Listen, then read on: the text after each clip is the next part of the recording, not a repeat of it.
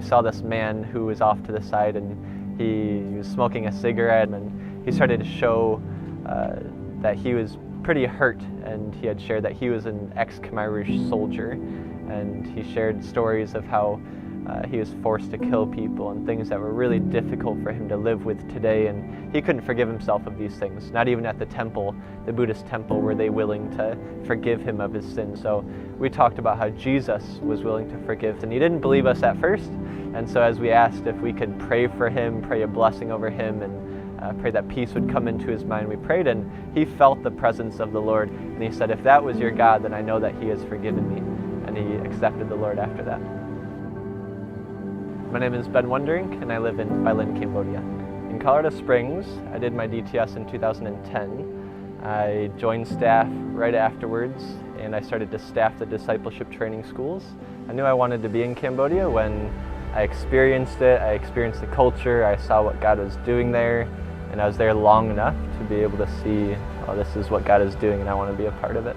In 2014, there was a map that was laid out during a prayer time. And I looked at Pailin on the map and asked somebody, "What's going on in Pailin?" They said, "Nothing, you don't want to go there."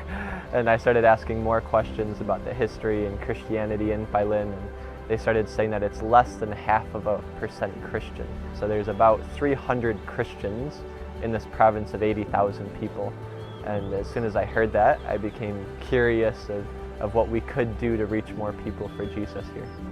I started hearing about their history and how the Khmer Rouge, the Pol Pot regime that happened in the 60s and the 70s, the big genocide that happened here, is catastrophic. They chose Pailin as their stronghold.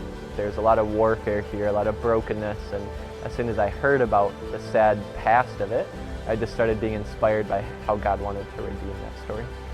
I never thought that I would be a YWAM base leader, a director. I really just wanted to be here. I wanted to introduce people to Jesus, and what better way to lead more people to Jesus than to invite more people to do it. We have a youth development center. We educate about 200 students every day, Monday to Friday. We have a kids ministry that we do kids programs in 6 different villages with about 180 kids, and then we do church planting. We've planted 4 churches. We came here prayerfully about what to do with the youth development center, and went for it. We were expecting 40, hoping for 50, and we had 180 students that showed up on the first week. We didn't know what to do.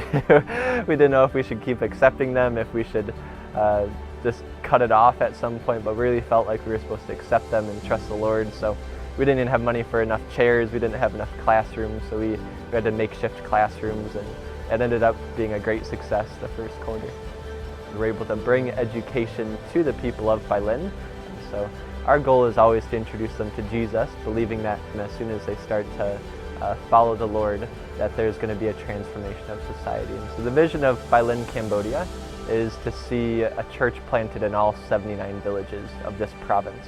And so we really focus on evangelism and sharing the gospel with people, and making sure that even if we're teaching English, if we're doing kids ministry, whatever we're doing, we're trying to plant churches in their villages. And so the vision of Pailin is to see a church planted in all 79 villages.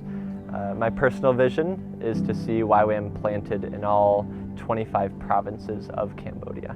So when I leave Pailin, I do hope to see more pioneering works happen in Cambodia.